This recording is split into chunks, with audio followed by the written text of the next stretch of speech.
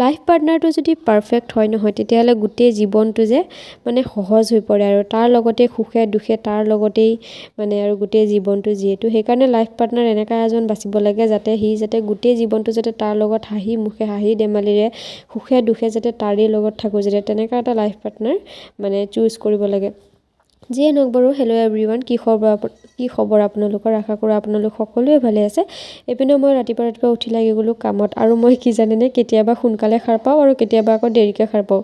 পিছে এইপিনে আজি মানে সোনকালে সাৰ পালোঁ, সেইকাৰণে চোতালটো সাজি ল'লোঁ আৰু বাচনখিনি বাহিৰতে লৈ আহিছোঁ। কাৰণ কিহৰ কাৰণে জানেনে, মানে ঘৰৰ ভিতৰত চবেই শুই আছে, কাৰণ বাবাহে উঠিছে অকল আৰু মাহঁতে শুই আছে আৰু বেটাহঁতেও শুই আছে যিহেতু, আৰু ভিতৰত খুটুং খাটাং কৰা নাই।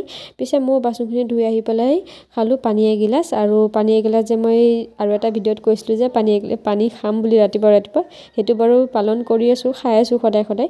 পিছে এইপিনে এই আনাৰসকেইটা দেখিছেনে, এইবছৰ আমাৰ ঘৰত প্ৰথমবাৰ আনাৰস লাগিছে আৰু এইপিনেও মানে যোৱা বছৰে লগাই থোৱা আছিলে গছখিনি, এইবছৰ লাগিছে আৰু 3জোপা গছতহে লাগিছে দেই, আৰু এজোপাত লগা নাই। পিছত আকৌ ৰাতিপুৱা উঠি দেখিলোঁ মানে গোলাপ ফুল এজোপা লাগিছে, গোলাপ ফুলজোপাত মানে গোলাপ ফুল এটা লাগিছে আৰু মোৰ যে মানে কথাখিনি মানে কেতিয়াবা ভুল হৈ যায় দেই, বেয়া নাপাব আপোনালোকে।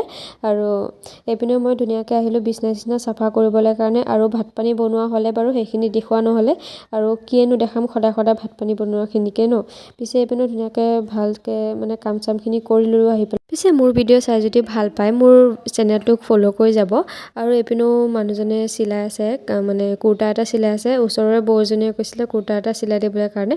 পিছে এইপিনেও মানুহজনীয়ে চিলাই আছে, মানে অকণ চকণ জানেই আৰু কুৰ্তা চুৰ্তা এনেকৈ চাদৰ মেখেলা চিলাবলৈ কাৰণে। পিছে আমাৰ মিলৰ পৰা যিহেতু চাউল লৈ আনিছিলে, সেইকাৰণে মানে চাউল টুগুৰি মানে ঢেৰ আছে, মই মানে ভালকৈ জাৰিব নাজানো, সেইকাৰণে মায়ে মানে এইপিনে ওচৰৰে বৰমা এজনীকে দিলে জাৰিবলৈ কাৰণে। পিছে বৰমা এজনীয়ে ধুনীয়াকৈ জাৰি দিলে চাউলখিনি। পিছে এইপিনেও মই আহি গ'লোঁ ভিতৰত বাচন ধুই পেলাই এইপিনে ব্লেচিংটো চাফা কৰিবলৈ, আৰু এই ব্লেচিংটো যে আমাৰ সদায় চাফা কৰিব লাগে, মানে মই সদায় চাফা কৰোঁ, নহ'লে লেতেৰা হৈ থাকিলে একদম মোক পচন্দেই নালাগে মানে। পিছে এইপিনেও ধুনীয়াকৈ ব্লেচিংটো আহি পেলাই চাফা কৰিলোঁ। তাৰপিছতে আহি গ'ল এজাক ধাৰাসাৰ বৰষুণ, ৰ'ব দেখাই আছোঁ। সেইপিনে দেখিব পাইছে পূৰা বৰষুণ দি আছে, মানে ৰাতিপুৱা ভাগত বতৰটো অকণ ভালেই আছিলে, পিছত জানো কি হৈছে 10-11টা মানত পূৰা বৰষুণ।